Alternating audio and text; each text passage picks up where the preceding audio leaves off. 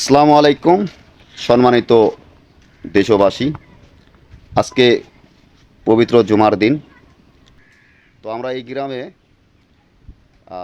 বিএনপির সাপোর্টার, বিএনপির ভোটার যে সমস্ত ভাই বোনেরা আমরা আছি, তো আমাদের পক্ষ হইতে আমরা যতটুকু পারি ততটুকুই আপনাদেরকে, যারা আমাদের এই বিএনপি সমাবেশে, দোয়া মাহফিলে যারা অংশগ্রহণ করবেন, অবশ্যই আপনারা আমাদের সাথে থাকবেন।